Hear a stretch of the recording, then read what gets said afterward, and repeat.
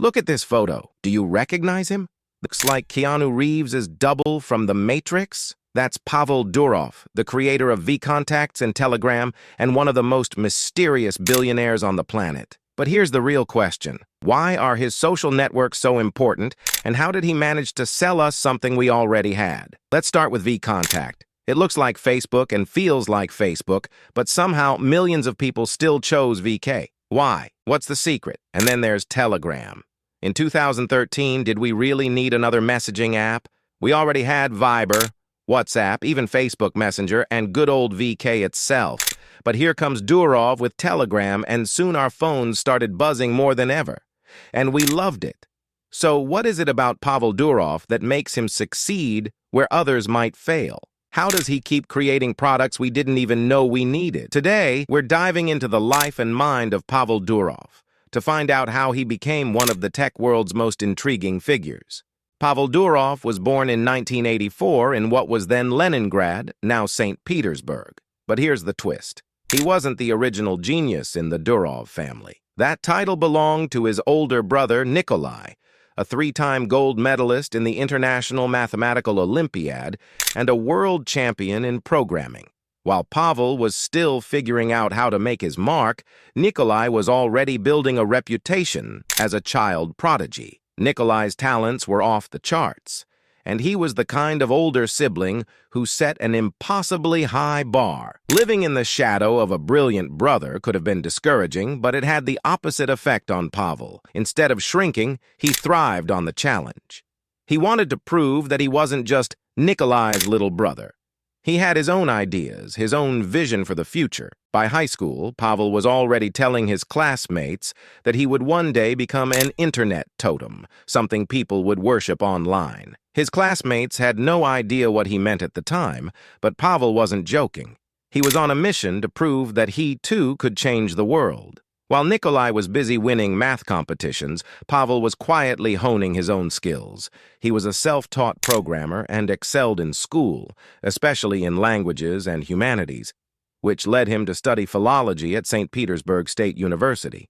It was an unusual choice for someone destined for the tech world, but it gave Pavel something different, a sense of how people communicate, something that would prove crucial in his later ventures. It was during his university years that Pavel took his first steps toward building online communities. He created forums where students could discuss university life, and before long, he had established an online presence that would eventually lead to VKontakte. What's fascinating is that Pavel didn't even know about Facebook when he started working on his social network. When a friend returned from the US and told him about Mark Zuckerberg's site, Pavel realized that Russia needed something similar, but he wanted it to be more than just a student network. He wanted a platform for everyone. Pavel and his team launched VKontakte in 2006.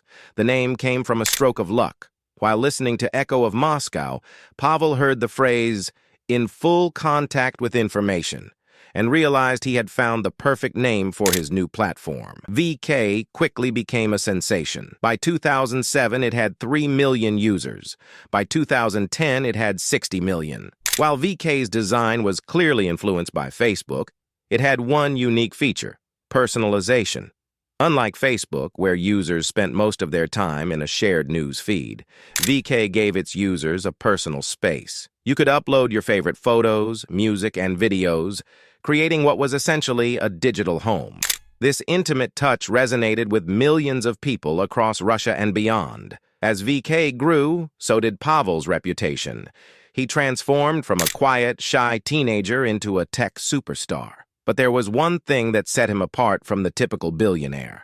Pavel was rebellious, and that rebellion would soon bring him into conflict with more than just business rivals. Pavel Durov was never just a businessman. He was a man with principles. As a staunch libertarian, he believed in the power of free information and the importance of privacy. He often spoke about the dangers of government interference in the internet, which brought him into direct conflict with Russian authorities. In 2011, as anti-government protests swept through Russia, VKontakte became became a hub for organizing dissent. The Russian government demanded that Durov shut down opposition groups on the platform. Pavel refused. Soon after, his apartment was raided by law enforcement, and while no immediate action was taken against him, the event would mark a turning point in his relationship with the Russian state. By 2013, Pavel knew he needed to create something new, something even more secure and independent than vKontakte. That's when Telegram was born. While it seemed at first like the world didn't need another messaging app, Pavel's vision was different. Telegram wasn't just a messenger, it was a fortress. Built on the encryption protocol developed by his brother Nikolai, Telegram promised users something that no other platform could: privacy. Telegram's secret chats and self-destructing messages were exactly what people needed at a time when concerns about government surveillance and data privacy were growing. Pavel had tapped into a growing desire for online security, and Telegram exploded in popularity. By 2016, it had over 100 million users, and by 2018, that number had doubled. But not everyone was happy with Telegram's rise. Russian authorities demanded access to users' data, citing national security concerns. Pavel refused, leading to a 2-year battle between Telegram and the Russian government, which ultimately ended in Telegram's victory. The app remained available in Russia, and Pavel had once again stood his ground. In 2014, after refusing to cooperate with Russian authorities, Pavel sold his remaining shares in vKontakte and left Russia. He relocated to Dubai, where he continues to run Telegram and dream up new projects. One of his boldest ideas was TON, Telegram Open Network, a blockchain platform designed to launch Telegram's own cryptocurrency called GRAM. The project attracted over $1.7 billion in investments from major figures like Roman Abramovich. But it wasn't meant to be. The U.S. Securities and Exchange Commission blocked the launch, arguing that GRAM was an unregistered security, not a cryptocurrency. After several court battles, Pavel was forced to abandon the project.